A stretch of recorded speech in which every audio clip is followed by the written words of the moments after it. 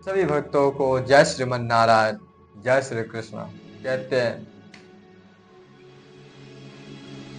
महादेव जी सदैव कहा करते हैं, मां कहो मैं अनुभव अपना, सत्य हरि भजन जगत सब सपना। आज महादेव जी ने जो पूरा विश्व को ज्ञान देने वाले, आज महादेव जी स्वयं कालदर्शी महान यशस्वी पुरुष, आज महादेव जी को कथा हम आप श्रवण करने वाले। कहते हैं जिस समय महादेव जी को विवाह भया, महादेव जी को विवाह होने मात्र से आज महादेव जी ने भगवती पार्वती जी को कहते हैं, हे देवी आओ कथा को श्रवण करो। गृहस्थ में जाने से पहले एक बात को याद रखो ना महाराज, गृहस्थ में जाने से पहले सर्वप्रथम क्या करना पड़ता? बोले गृहस्थ में जाने से पहले गुरु को आज्ञा, और धर्म युक्त जो व्यक्ति गृहस्थ में जाता है, जो मनुष्य गृहस्थ में जाता है वही गृहस्थ संभाल पाता। और जो गृहस्थ में शास्त्र विरुद्ध आचरण करके, धर्म विरुद्ध आचरण करके जाता है, वह बोले उसको गृहस्थ एक तरह से जानवर की तरह हो जाता है। आज महादेव जी ने भगवती पार्वती जी को कहते हैं, हे देवी आओ कथा को श्रवण करते हैं। आज महादेव जी राम कथा को श्रवण करा रहे। भगवती पार्वती जो ध्यान पूर्वक आज कथा को श्रवण कर रही है। कथा को श्रवण करते करते भगवती को राम में इतना प्रेम हो गया, भगवती समाधि में चली गई। और जैसे ही समाधि में गई, कहते हैं महादेव जी को कथा खत्म होने के बाद महादेव जी जगाते, हे देवी उठो जागो, परंतु महादेवी तो समाधि में चली गई थी। समाधि में अर्थात ध्यान में चली गई थी। आज भगवती ने जैसे ध्यान में गई, और एक बात को याद रखो ना, जो मनुष्य भगवान को रूप को गायन करता, जो मनुष्य भगवान को कथा को श्रवण करता, जो भगवान को नाम को जपता है, वह त्रिकालदर्शी की तरह बोले उसको चेहरा इतना तेजमय हो जाता है कि उसके दर्शन मात्र से जन्म जन्मांतर का पाप नष्ट हो जाता, इतना वह तेजमय हो जाता, इतना उसको संस्कार से परिपूर्ण हो जाता है महाराज। आज महादेव जी जो जिससे संसार डरता है, महादेव जी भगवती पार्वती जी को देख करके डरने लगे, इतना संस्कार परिपूर्ण हो गया था। कहते हैं महादेव जी ने उठाया, देवी उठो गृहस्थ आरंभ करो, परंतु देवी नहीं जागी और महादेव जी का मंद हो गए। महादेव जी को वीर्यता जो आज पृथ्वी पर गिर पड़ा। जैसे ही महादेव जी को वीर्यता पृथ्वी पर गिरा, आज पूरा पृथ्वी हाहाकार मच गया महाराज। पृथ्वी ने आकाश में फेंक दिया वीर्यता को, परंतु आकाश भी नहीं सहन कर पाए, हवा में फेंक दिया। और कहते हैं जैसे हवा में गया ऑक्सीजन बन, इतना तेज में अर्थात इतना भक्ति में शक्ति था कि महादेव जी को तेज को आकाश धरती कोई भी नहीं सहन कर पाया।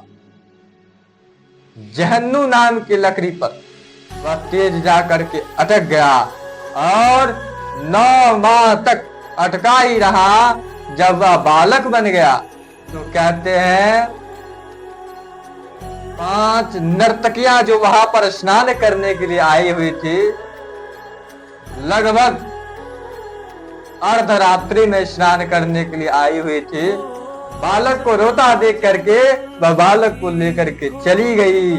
और जैसे ही गई, कुछ वर्षों बाद, लगभग 5 वर्ष के बाद महादेव जी पुनः आज भगवती पार्वती को जगा रहे, हे देवी उठो, संसार को आरंभ करो, परंतु भगवती पार्वती नहीं जागे।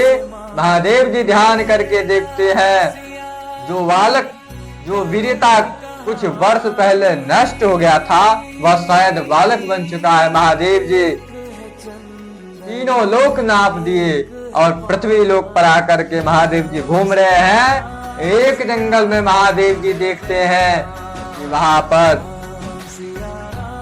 एक बच्चा मिट्टी में लेट पोट होकर खेल रहा है। महादेव जी पूछे, हे पुत्र, तुम्हारा माँ कहाँ है? बोले वहां पर बैठी हुई है। महादेव जी जैसे ही गए, देवी यह बालक तुम्हारा है? बोले हाँ मेरा बालक है। बोले ना, यह संसार का बालक हो ही नहीं सकता। यशस्वी संस्कार तेज में, या संसार का बालक नहीं है, या मेरा बालक है। महादेव जी ने अपना पूरा परिचय दिया। देवी, पूर्व समय में ऐसे ऐसे हो गया था, वही वीरता जो आज बालक बनकर तुम्हारे पास है, वह बालक कोई और नहीं बल्कि मेरा ही संतान है। देवी वह हमें दे दो। आज नर्तकियों ने कहा कि ना, मैं उसे नहीं दे सकता, मैं अपने गोद को सूना नहीं कर सकता। कहते हैं महादेव जी ने बहुत विनती की। महादेव जी ने कहा, देवी यदि तू इस बालक को दे देगी तो इस बालक का नाम के आगे तुम्हारा सबको यश कीर्ति फैलेगा। बोले तुम्हारा नाम क्या? बोले मैं सभी का नाम नर्तकी है। बोले जाओ नर्तकी को उल्टा कर दो कार्तकी। बोली प्रेम से श्री कार्तिक जी भगवान की जय। आज कार्तिक जी भगवान को प्रागट हुआ। कार्तिक जी भगवान को लेकर के आज महादेव जी जो कैलाश पर पुनः लौट गए। और आप सभी को यह प्रसंग सभी को मालूम है, जब महादेव जी को, अर्थात गांव में एक कहावत है। क्या कहावत है? हरबर में गड़बड़ भेल, बिना माए बाप का बेटा भेल, सेहो कखन जखन मायने रहे तखन। अर्थात यह कहानी कोई गलत नहीं है। जब भगवती पार्वती नहीं थी उस समय, बोले कार्तिक जी का जन्म हुआ। भगवती पार्वती को नहीं पता कि मेरे को संतान हो गया। और जब गणेश जी का जन्म हुआ तो महादेव जी को नहीं पता कि हमें संतान हुआ। आज जैसे ही गणेश जी का प्रागट्य हुआ, यह कथा सभी लोग जानते हैं, लगभग में से सभी लोग जान रहे हैं। भगवती का पार्वती ने अपने पसीना से उन्हें प्रागट्य किया, अपने संस्कार से, अपने शक्ति के द्वारा उन्हें प्रागट्य किया। और कहते हैं जब दोनों बड़े होने लगे, महादेव जी को बहुत टेंशन हो गया कि दोनों बड़े हो गए, परंतु विवाह सबसे पहले किसको करें। जब कार्तिक और गणेश जी जब कहीं गए हुए थे, उस समय की बात है, महादेव जी टेंशन में थे। इतने में ब्रह्मा जी आ गए। ब्रह्मा जी ने कहा, क्या हुआ महादेव जी, आप इतने चिंतित क्यों हैं? ब्रह्मदेव जैसे ही पूछे, महादेव जी कहते हैं, ब्रह्मदेव हमें यह सोचकर आश्चर्य लग रहा है कि यहाँ पर किस प्रकार से हम अपने पुत्र को विवाह करें। दोनों बड़े हो चुके हैं और सबसे पहले किनको विवाह करें? बोले सबसे पहले एक काम करो महादेव जी, आप एक प्रतियोगिता करो। अब प्रतियोगिता में जो सबसे पहले फर्स्ट हो जाए उसे विवाह करवाओ। सभी देवता ने मिलकर योजना बनाए। और एक बात को याद रखो ना, कार्तिक जी सदैव यह जानना चाहते हैं और गणेश जी के मन में यह प्रश्न रहता था कि माता पिता से बड़ा कोई नहीं है। आज प्रतियोगिता हो रहा है, सभी देवी देवता आ गए और कार्तिक गणेश जी को बुलाया गया कहने लगे, हे पुत्र, जो पूरा विश्व को भ्रमण करके जो सबसे पहले मेरे पास आ जाएगा उसे विवाह किया जाएगा, वही बड़ा माना जाएगा। कहते हैं सभी देवता वहां पर एकत्रित हो गए। कार्तिक जी और गणेश जी दोनों भाई, जो कार्तिक जी बोले किस पर सवार है? कार्तिक जी का सवारी कौन है? मोर। और गणेश जी को मूषक। दोनों अपने अपने सवारी पर बैठ गए और जैसे ही सभी लोगों ने स्तुति किया और वहां से कार्तिक और गणेश जी रवाना हो गए और जैसे ही निकलने लगे, बोले कार्तिक जी मोर पर बैठ करके पूरा विश्व को भ्रमण के लिए निकल पड़े, पूरा तीर्थ को घूमने के लिए। और गणेश जी को बड़ा पेट क्यों है? क्योंकि उसमें पेट में सिर्फ भंडार है, ज्ञान का भंडार। आज गणेश जी ने माता पिता को परिक्रमा लगाने लगे। पुत्रों ने पूछा, अर्थात सभी देवता पूछ रहे हैं, गणेश, कार्तिक जी तो चले गए और तुम यहाँ क्या कर रहे हो? बोले, हे महोदय, संसार में माता पिता से बढ़कर कोई है ही नहीं और मेरा पूरा विश्व मेरे माता पिता के चरणों में ही, इसलिए मैं पूरा विश्व को परिक्रमा तो लगा चुका हूं। और जैसे यहाँ पर आज गणेश जी जैसे जीत गए और गणेश जी को बोले ब्रह्मा जी के पुत्री रिद्धि और सिद्धि के साथ गणेश जी को विवाह हो गया। रिद्धि और सिद्धि के साथ गणेश जी को विवाह भया। विवाह होने के बाद, और एक बात को याद रखो ना, यहाँ पर श्रावण का महीना चल रहा है ना, अधिकतर व्यक्ति के मन में यह प्रश्न रहता कि मैं महादेव जी के ऊपर जल चढ़ाऊंगा, मैं महादेव जी को पूजा करूंगा तो महादेव जी खुश हो जाएंगे। अरे महाराज, खुश करना है, मैं यह नहीं कहता हूं कि महादेव जी को पूजा मत करो ना, पूजा तो करना चाहिए, परंतु महादेव जी को पूजा करने से पहले माँ बाप को जरूर पूजा करना चाहिए। किससे? माँ बाप को जाकर के पूछना चाहिए, पिताजी आप पानी पी लीजिए, भोजन कर लीजिए। आज तक कोई संतान, हमें लगता है 100 में से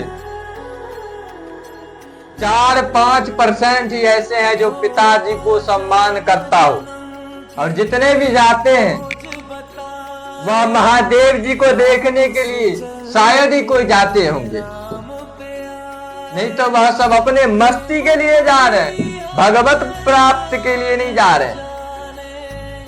आज तक जहां पर कोई तीर्थ में, मुझे लगता है तीर्थ में यदि कोई जा सकता तो 2-4% है जो तीर्थ करने के लिए जाते हैं, नहीं तो सब गुटखा को थूकने के लिए जाते हैं। और यहां तक कि वह संसार में माया में उलझने के लिए जाते हैं। वहां जाएंगे, अच्छी अच्छी मिलेगी, वहां से हाय हेलो बेबी, अरे नास मीठे ठठड़ी के बड़े नकटा, जब अपने जीवन को बर्बाद करने पर तुला हुआ है। भगवान को प्राप्त करना है तो जाओ, रात के समय माँ के पैर में इतने अच्छे से तेल को मालिश करो, माँ के पीठ पर इतने अच्छे से तेल को मालिश करो, पिता के पीठ पर, जो पिताजी रात को खर्राटा लेकर सोवे और सुबह होते यदि तुम्हारा पीठ को थपथपा दिया तो मेरा मानना है कि रिक्शा चलाने वाला भी बॉसगिरी कर सकता। ऐसा माँ बाप के आशीर्वाद में दम है। कहते हैं वो कहा भक्ति में शक्ति, अरे वो कहा फल जाप का, वो तो है इनमें जो सब खात्मा सब पाप का। कितना भी माला घुमा ले, परंतु माँ बाप को सेवा नहीं किया तो माला गवाने से भगवान खुश होने वाले नहीं है। कितना भी शिव जी पर जल को ढार दे, परंतु महादेव जी मंदिर छोड़ करके भाग जाएंगे तेरे आने की वजह से। क्या? क्योंकि माँ बाप से बढ़कर कोई नहीं। आज कार्तिक जी अर्थात आज गणेश जी कह रहे हैं इस संसार में यदि कोई परमात्मा है तो माता पिता से बढ़कर कोई नहीं। और यहाँ पर माता पिता से बढ़कर के कहते हैं ना, एक गाना बहुत प्रचलित है, हमें बहुत अच्छा लगता है। कहते हैं माई बाप घर के बाहर हो गयो, भाई से बढ़ के अपन सर हो गए। देखा कलयुग के पुत बाबू जनम कपूत की बैकुंठ में ससुरार हो गए। देखो कलयुग में ऐसे ऐसे नालायक ही होंगे महाराज। दो चार जो भगत हैं उन्हें लोग अपमानित करेगा। जो भगत भगवान को प्राप्त करना चाहता है संसार से अपमान कहकर पागल कहेगा।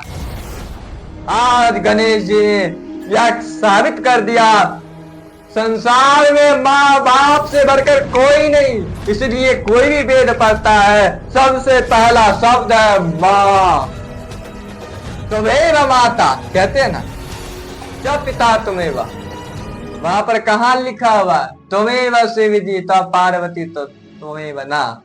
माता पिता से बढ़कर कोई नहीं है। यहाँ पर पंडित भी मंत्र पढ़ाते हैं, यही कहते हैं ओहुम मात्र पितृ चरण कम्बलेभ्यो नमः। सबसे पहले माता पिता को वंदना करो,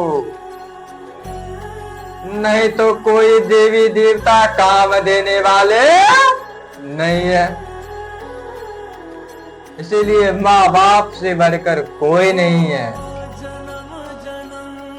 हर बात को भूलो सही पर माँ बाप को मत भूलना। कहते हैं पानी पीना है तो गिलास में पियो, बिस्लरी बोतलों में क्या रखा है। पानी पीना है तो गिलास में पियो, बिस्लरी बोतलों में क्या रखा है। सेवा करना है माँ बाप को करो, छोकरी में क्या रखा है। कहते हैं माँ की दुआ कभी खाली नहीं जाती। माँ की दुआ कभी खाली नहीं जाती। भगवान से भी यह बात टाली नहीं जाती। बर्तन मांज कर 4 बच्चों को पाल देती है माँ, परंतु 4 बच्चों से एक माँ संभाली नहीं जाती। 4 बच्चों से एक माँ संभाली नहीं जाती। इसलिए भले शिव जी पर जल कम चढ़ाओ, परंतु माँ बाप को सेवा जरूर करना चाहिए।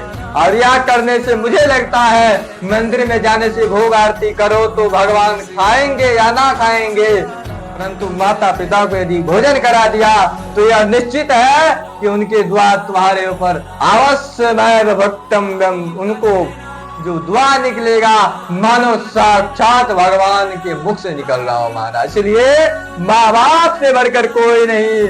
आज से शपथ लो कि माँ बाप के सिवा दूसरे से प्रेम नहीं करना। अरे माना कि मोहब्बत बुरी नहीं है, अरे माना कि मोहब्बत बुरी नहीं है, परंतु माँ बाप से भी ज्यादा जरूरी नहीं है। मोहब्बत करो परंतु किससे? माँ और पिता से करो, दूसरा किसी से मत करो।